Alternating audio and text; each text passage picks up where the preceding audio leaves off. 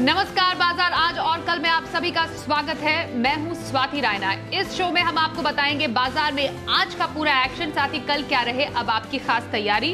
हमारे साथ शो में शामिल होंगे जी बिजनेस के मैनेजिंग एडिटर अनिल सिंह भी। इनसे समझेंगे कल आपको बाजार पर क्या विशेष तैयारी करनी है। साथ ही आज हमारे साथ है ट्रेडस्विट ब्रोकिंग के डायरेक्टर संदीप जैन। संदीप जी बहुत स्वागत है आपका शो में। और पूरी रिसर्च टीम है हमारे साथ, उनका भी परिचय करा दे। देवांशी से आज के बाजार का हाल हम जानेंगे, क्यों आई नैटको फार्मा में गिरावट, ये भी देवांशी बताएंगे हमें। कुशल बताएंगे चीन में हुई पल्प की कमी से किन कंपनियों को फायदा होगा। मानसी से जानेंगे शोभा के शेयर में क्यों आई जोरदार तेजी। वरुण से जानेंगे कैसे रहेंगे टीसीएस के नतीजे। लेकिन सबसे पहले बाजार के आज के कारोबार पर डालते हैं एक नजर। दिन भर हमने देखा सीमित दायरे के बाद बाजार में आखिरी घंटे में खरीदारी लौटी, जिसकी बदौलत दोनों ही इंडेक्स दिन की ऊंचाई के करीब बंद हुए। सेंसेक्स में करीब 200 अंकों की तेजी रही, वहीं निफ्टी करीब 60 अंकों की बढ़त के साथ 15,880 पर बंद हुआ। और बाजार को आज सबसे ज्यादा सपोर्ट मिला मेटल और रियल्टी शेयरों से। वहीं बैंक निफ्टी में भी करीब 200 अंकों की तेजी आज दिखी। वहीं एफआईआईज और डीआईआईज की तरफ से आज का संकेत मिले हैं, समझते हैं। एफआईआईज यानी विदेशी संस्थागत निवेशकों ने कैश मार्केट में 533 करोड़ रुपए की खरीदारी की है, तो डीआईआईज यानी घरेलू संस्थागत निवेशकों ने 232 करोड़ रुपए की आज कैश मार्केट में बिकवाली की।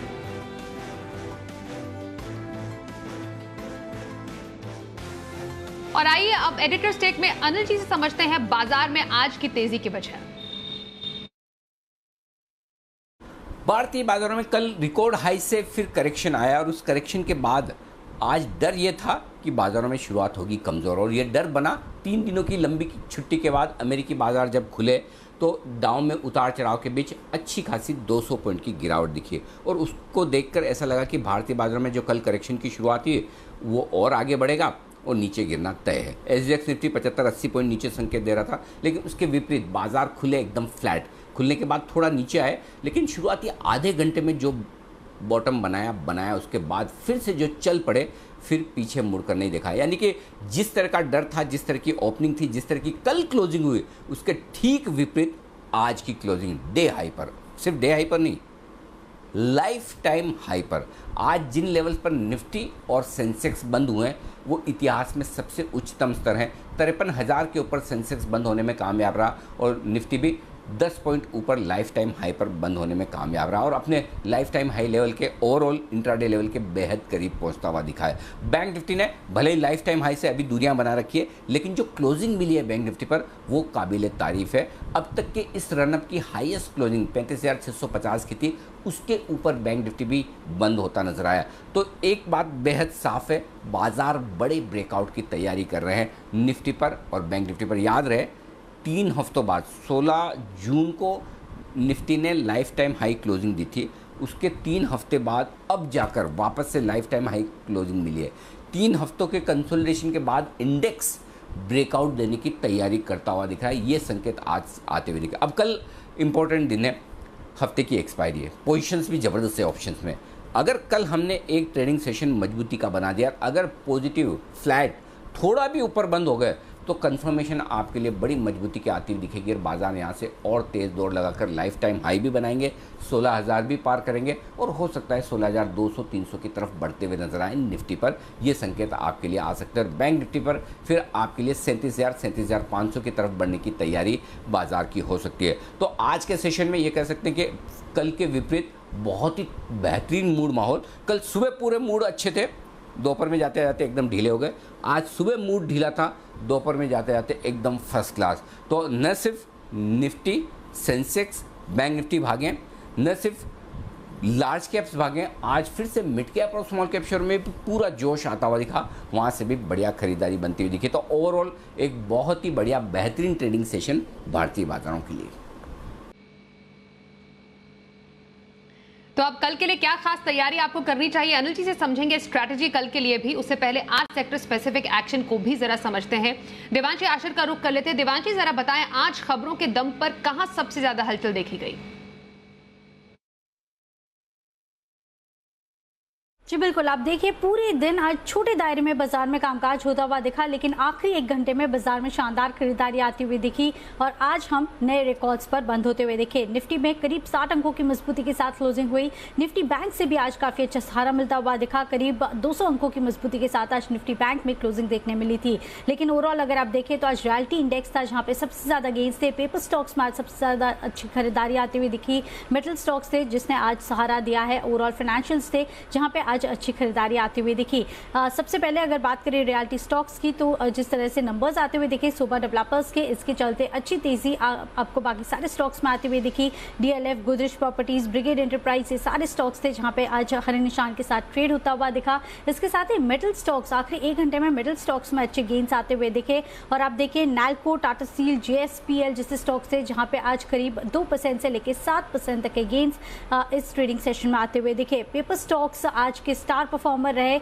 सुबह ही हमने देखा सशाई पेपर जो आपको अनिल जी ने रेकमेंड किया था, जिस तरह से फंडामेंटल्स बनते हुए दिखे हैं और इसके चलते आने वाले समय में पेपर की डिमांड बढ़ती हुई दिखेगी। पेपर स्टॉक्स में लगातार गेन्स आते हुए दिखे। कई स्टॉक्स जो 52 वीक हाइस पर बंद होते हुए दिखे। सशाई पेपर के साथ ही जेके पेपर, स्टार पेपर, पुदमजी पेपर, ये सारे स्टॉक्स थे जहां पे आज अच्छे गेन्स आते हुए दिखे। इसके साथ ही जो दूसरे फाइनेंशियल जो गेनर्स थे आज के दिन में, ईडलवाइज का स्टॉक आप देखिए यहाँ पे अच्छी खरीदारी थी। ब्रोकिंग से जुड़े हुए जितने भी स्टॉक्स हैं जैसे कि एंजल ब्रोकिंग है, मोतीलाल ओसवाल है, वहाँ पे अच्छे गेन्स थे। स्मॉल फाइनेंस बैंक में आज हमने देखा Equitas holding, Equitas small finance bank, इनमें लगातार तेजी होती हुई दिखी और आज 20% का अपर सर्किट भी लगता हुआ दिखा। इसके साथ ही आप देखिए जो आपकी सुपर हिट कमाई होती हुई दिखी, जो जी बिजनेस पर आपको कॉल्स रिकमेंड किए गए थे, उसमें भी आप देखिए आज आपको महिंद्रा हॉलीडेज रिकमेंड किया गया था। बर्जर पेंट सुबह ही आपको शुभम जी ने रिकमेंड किया था। इक्विटास होल्डिंग रिकमेंडेड था, गोदरेज प्रॉपर्टीज और साथ ही आज पेपर स्टॉक्स भी रिकमेंडेड थे। तो ये सारे स्टॉक्स थे जहाँ पे आज आपकी जमकर कमाई होती हुई दिखी। और आखिर में कौन से ऐसे स्टॉक्स थे जो कि लाल निशान के साथ ट्रेड करते हुए दिखी? सबसे पहले तो टाइटन जो Q1 के अपडेट्स आते हुए दिखे बहुत ज़्यादा खास नहीं लगे बाजार को, इसी के चलते आज डाउनफॉल इस स्टॉक में आता हुआ दिखा। नैटको फार्मा जो केस हारा कंपनी ने, इसी के चलते 5.5% तक की गिरावट इस स्टॉक में आती हुई दिखी। पीवीआर, बजाज हिंदुस्तान जैसे स्टॉक्स थे। शुगर स्टॉक्स में आज प्रॉफिट बुकिंग आती हुई दिखी और आइनॉक्स, लीचर, पीवीआर जैसे स्टॉक्स थे जहाँ पे गिरावट देखने मिली। लेकिन ब्रॉडर मार्केट्स में भी आज आप देखिए खरीदारी अच्छी खासी होती हुई दिखी है। एंड इन ऑल अगर आप देखें तो ज़्यादातर जो सेक्टर्स थे आज वो हरे निशान के साथ ट्रेड करते हुए दिखे और निफ्टी ने आज नए रिकॉर्ड्स पर क्लोजिंग दी है।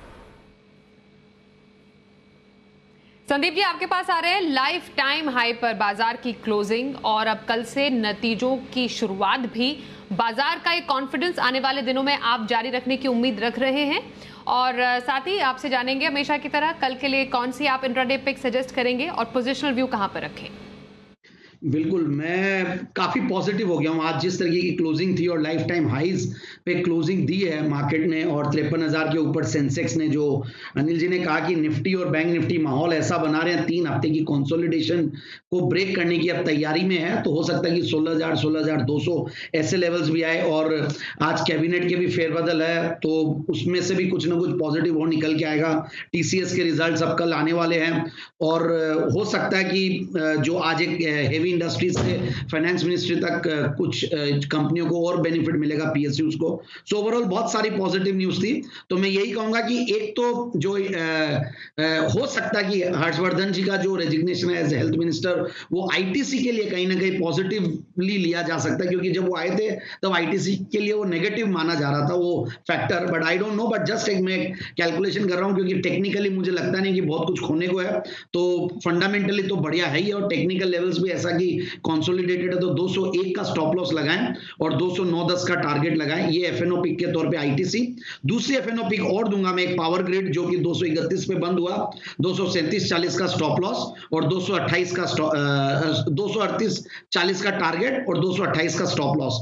और अगर आप कैश मार्केट की पिक के तौर पे देखें तो मुझे ऐसा लगता है कि कहीं ना कहीं ये सनफ्लैग आयरन पोजिशनल पिक के तौर पे 97 से लेकर 102 का टारगेट लगाएं, क्योंकि कुछ दिनों से मेटल स्टॉक्स अच्छा नहीं परफॉर्म कर रहे थे, बट अब लगने लगा कि ये स्टॉक्स अब वापस से फुल फॉर्म में आ गए हैं। तो 78 का स्टॉप लॉस लगाएं। 83 रुपया की क्लोजिंग प्राइस थी। 97 से 102 का पोजिशनल पिक के तौर पे टारगेट लगाएं। संदीप जी की राय, एफएनओ इंट्राडे पिक, आईटीसी में खरीदारी की सलाह, वहीं कैश इंट्राडे पिक के तौर पर कल्पतरू पावर ट्रांसमिशन का उन्होंने चुनाव किया है और हफ्ते भर का नजरिया सनफ्लैग आयरन में रखने की सलाह हमारे आज के एक्सपर्ट संदीप जैन की। बातचीत जारी रहेगी आज के एक्सपर्ट से। कुछ स्टॉक स्पेसिफिक न्यूज का रुख कर लेते हैं। खबर यह आई कि चीन में पल्प की कमी हुई, अब किन शेयरों को इसका फायदा होगा, खासतौर पर पेपर स्टॉक्स की हम यहां पर बात करेंगे। पूरी खबर अच्छे से समझते हैं हमारे सहयोगी कुशल गुप्ता से, बताइए।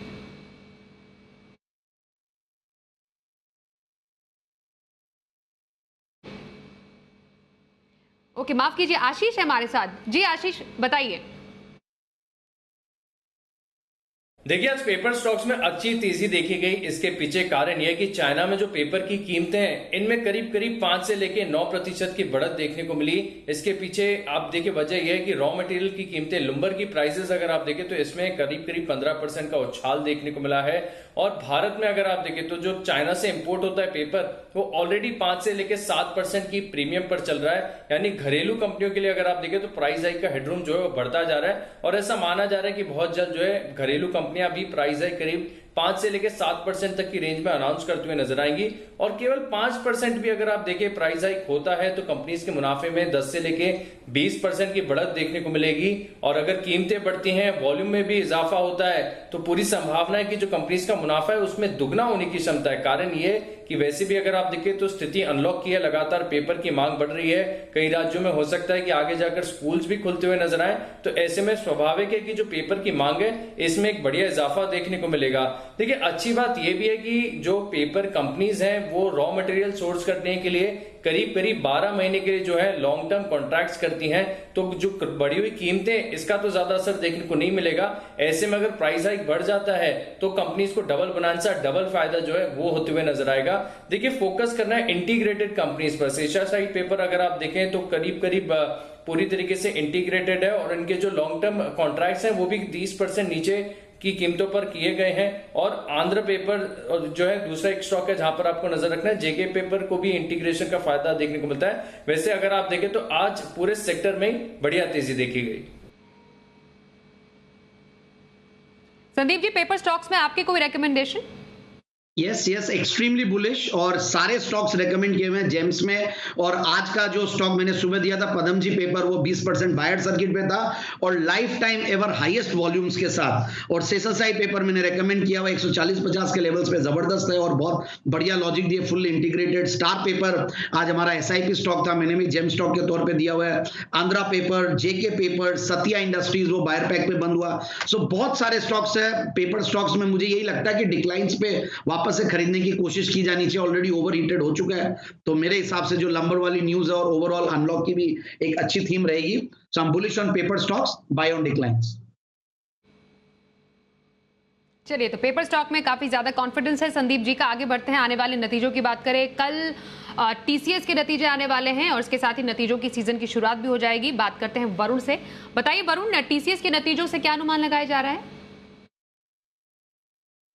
देखिए, टीसीएस के नतीजे मिले जुले रहेंगे। ग्रोथ तो कंपनी डिलीवर करेगी। कांस्टेंट करेंसी आय में करीब 3.5% के आसपास की बढ़ोतरी होगी। जो कंपनी की डॉलर आय है उसमें करीब 3.9% के आसपास की बढ़ोतरी का अनुमान लगाया जा रहा है। और कंपनी की जो रेवेन्यूज है उसमें 4.9% के आसपास की बढ़ोतरी हो सकती है। करीब 45,850 करोड़ के आसपास से आने वाला है। लेकिन दिक्कत है कंपनी के ऑपरेशनल फ्रंट पे। दरअसल कंपनी की जो मार्जिन है उसमें हम गिरावट का अनुमान लगा रहे हैं। जो एबिट है कंपनी का उसमें 0.3% के आसपास की गिरावट होगी और एबिटा मार्जिन जो है 26.8% से गिर के करीब 25.5% के आसपास आएंगे। ये क्योंकि कंपनी ने वेतन में जो खर्चे बढ़ाए हैं उसके चलते कहीं ना कहीं कंपनी की जो मार्जिन है उसमें आपको गिरावट देखने मिलेगी और इसी का इम्पैक्ट कहीं ना कहीं कंपनी के मुनाफे पे होगा, जिसमें महज 2.2% के आसपास की बढ़ोतरी होगी। 9,450 करोड़ के आसपास से आ सकता है। तो नतीजे मिले जुले और ऑपरेशन परफॉर्मेंस जो है वो थोड़ा वीक रहने वाला है। लेकिन हाँ, आपको कंपनी के जो कमेंट्री है उस पर ध्यान रखना है, खासकर FY22 के लिए। ऑर्डर पाइपलाइन कैसी है, BFSI सेगमेंट जो है वहाँ पे आउटलुक कैसा है, ये जानना काफ़ी ज़रूरी होगा। बड़ी डील जो है वहाँ किस तरह से डील्स विन देखने मिल रहे हैं, मार्केट शेयर किस तरह से कंपनी गेन कर रही है और खासकर कंपनी के आगे की गाइडेंस अगर कोई कंपनी देती है तो वो किस तरह की रहने वाली है, ये सब जानना काफ़ी ज़रूरी होगा। तो नतीजे मिले जुले लेकिन कमेंट्री पे भी आपको खास ध्यान रखना है। संदीप जी, टीसीएस पर आपकी राय जानेंगे और क्या स्ट्रैटेजी रखी जा सकती है? नहीं, बिल्कुल देखिए, एक ऊपर के लेवल से तो थोड़ा करेक्शन हुआ है और आईटी स्टॉक्स बड़े स्ट्रांग लगते हैं मुझे। और बहुत सही कहा अभी कि कमेंट्री पे ध्यान देंगे, बीएफएसआई और डिजिटल से क्या रेवेन्यूज आ रही हैं। ओपीएम पिछले 3 क्वार्टर से जबरदस्त 29% के आ रहे हैं। सो लेट्स सी, तो स्कोप यही है कि उतने ओपीएम्स मेंटेन कर पाएंगे या नहीं पाएंगे, क्योंकि 23, 24, 26% जनरली ये 26% के लगभग रहता था। So let's see what happens. बाकी मिले जुले नंबर्स की उम्मीद है। और फिर भी मैं यही कहूंगा कि एक ऊपर के लेवल से करेक्शन हुआ है, तो हो सकता है मार्केट ने डिस्काउंट किया हुआ है। बहुत ज्यादा कोई एक्स्ट्राऑर्डिनरी कोई चीज नेगेटिव आ जाए तो बात अलग है, but overall I am very bullish and buy on declines की रणनीति बिल्कुल अपनानी चाहिए, और जिन्होंने ले रखा वो बिल्कुल होल्ड करके रखें। भारतीय बाजारों के बंद होने के वक्त डाउ फ्यूचर से एकदम सुस्त है, ठीक कल ही की तरह। कल भी सुस्त है, लेकिन कल पूरा एक्शन दिखा, 500-600 पॉइंट गिरे, फिर रिकवर होकर फाइनली 200 पॉइंट नीचे बंद हुए। अब आज अमेरिका में क्या होगा अंदाज़ा लगाना मुश्किल काम है। वैसे बॉन्ड यील्ड्स जिस तरह से नीचे आई है वहाँ पर, उसको देखकर लग रहा है कि अमेरिका में मजबूती आनी चाहिए इक्विटी में, लेकिन बहुत सारे फैक्टर्स है, बहुत सारा उतार चढ़ाव है। तो ये देखना इंटरेस्टिंग होगा कि अमेरिकी बाजार आज रात किस तरह का प्रदर्शन दिखाते हैं। लेकिन इन सबको छोड़कर भारतीय बाजारों में जो एक्शन होगा वो इसी बात पर होगा कि अमेरिका में क्लोजिंग कैसी होती है और कल सुबह डाउ फ्यूचर्स कैसा ट्रेड करते हुए दिखते हैं। उसके बाद भारतीय बाजार अपनी रफ्तार पकड़ने की कोशिश करेंगे। मजबूती वाली बात हुई तो खुलते रिकॉर्ड हाई है।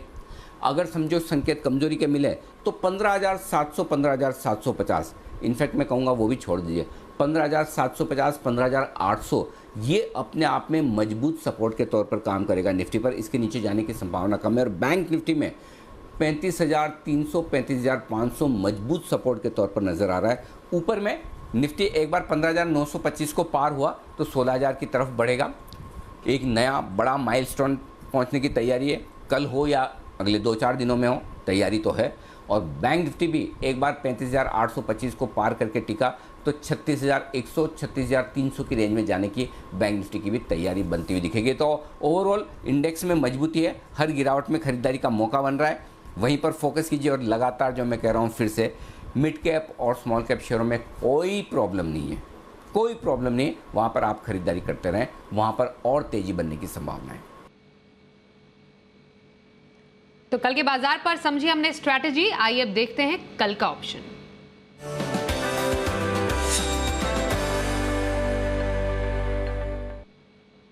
मोतीलाल ओसवाल के चंदन तापड़िया से करते हैं बात। चंदन जी, बहुत स्वागत है आपका शो में। कल के लिए कहां पर ऑप्शन स्ट्रैटेजी रखने की सलाह देंगे?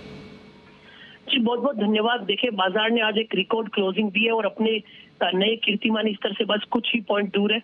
तो हम उम्मीद कर रहे हैं कि निफ्टी ने 15,915 को निकाल के 16,000, 16,200 को जर्नी पार करेगा। वहीं बैंक निफ्टी में भी अच्छे खासे मोमेंटम बनेंगे। दो ऑप्शन जो हमने कल के लिए सेलेक्ट किए हैं वो एक मेटल और एक फाइनेंशियल कंपनीज है। आपने देखा आज मेटल शेयर्स में काफी अच्छी खरीदारी देखने को मिली और स्पेशली आप देखोगे टाटा स्टील, हिंदाल्को, नाल्को, इन सब में काफी बड़े वॉल्यूम्स और ओपन इंटरेस्ट के साथ में मोमेंटम देखने को मिला। तो टाटा स्टील पर खरीदारी की सलाह और जिस हिसाब से प्राइस स्ट्रक्चर बना है 1250, 1280 तक के लेवल टाटा स्टील छू सकता है। तो 1250 का कॉल लेने की सलाह रखेंगे, जिसका क्लोजिंग लगभग 32 रुपए के आसपास हुआ। 24 रुपए का स्टॉप लॉस लगाइए और हमारा मानना है कि 1250 का टाटा स्टील का कॉल है वो ऊपर में लगभग 48 रुपए तक जा सकता है। अब दूसरे ट्रेड की बात करें वो रहेगा मुथूट फाइनेंस। मुथूट फाइनेंस आप देखोगे 2 दिन पहले लगभग इसके 15-20 दिन के बड़े कंसोलिडेशन का ब्रेकआउट दिया था। मेजर ट्रेंड पॉजिटिव है और कल की सुस्ती के बाद आज वापस एक मोमेंटम आया और प्राइस सेटअप बता रहा है कि 5-7% की रैली बननी चाहिए। तो मुथूट फाइनेंस पे 1600 की जो कॉल है उसको खरीदारी की सलाह रहेगी। 39 के आसपास ये बंद हुआ, 30 रुपए का स्टॉप लॉस लगाने की सलाह रहेगी और हमारा मानना है कि 58 रुपए तक के टारगेट मुथूट फाइनेंस की 1600 की कॉल में आने वाले दिनों में बन जाएंगे।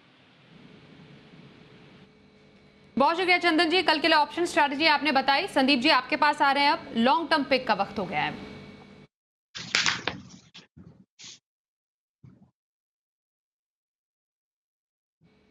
संदीप जी। यस, बिल्कुल। इकरा लिमिटेड एक बेहतरीन क्वालिटी कंपनी है और इस सेक्टर में 3 लिस्टेड कंपनीज है, तीनों को रेकमेंड किया हुआ है और क्रिसिल ने जबरदस्त परफॉर्मेंस दिया है, केयर ने दिया है, इकरा थोड़ा सा अंडर परफॉर्म किया है। तो मुझे लगता है कि रिस्क रिवॉर्ड रेशियो के लिहाज से और ऐसे मार्केट्स में ऐसे टाइप के स्टॉक्स ढूंढने चाहिए और वहां पे बिल्कुल बने रहना चाहिए। और सबसे बढ़िया बात है एक एमएनसी पेडिग्री की कंपनी है, मूडीज जिनके प्रोमोटर हो और सेगमेंट ऐसा हो जहां पे जबरदस्त कंप्लायंस को लेकर सरकार वैसे ही ऑलरेडी फोकस्ड है, सेबी सब लोग बहुत ज्यादा इस इंडस्ट्री को लेकर और कई अपॉर्चुनिटीज खुल रही हैं, तो मुझे लगता है कि रेटिंग है, मैनेजमेंट कंसल्टिंग है, आउटसोर्सिंग है, इंफॉर्मेशन सर्विसेज है, रिसर्च है, कई सारी एक्टिविटीज ये लोग करते हैं और वैल्यूएशंस के लिहाज से as compared to the leader उनसे काफी सस्ते वैल्यूएशन पे है। और मुझे लगता है कि इन लेवल्स पे, और मैं क्वार्टरली रिजल्ट्स देख रहा था तो वो भी ठीक ठाक है, और इन लेवल्स पे आराम से लिया जाए और कहीं ना कहीं 3970 से लेकर 4050 का टारगेट लगाए, 3970 से 4050 का टारगेट लगाए, 3457 के लेवल्स चल रहे हैं लॉन्ग टर्म पिक के तौर पे इकरा। इकरा में लंबी अवधि की खरीदारी करने की सलाह संदीप जैन की। बहुत शुक्रिया संदीप जी, आप हमारे साथ शो में आज शामिल हुए। तमाम सहयोगियों का शुक्रिया हम तक एक्सक्लूसिव खबर और रिसर्च पहुंचाने के लिए।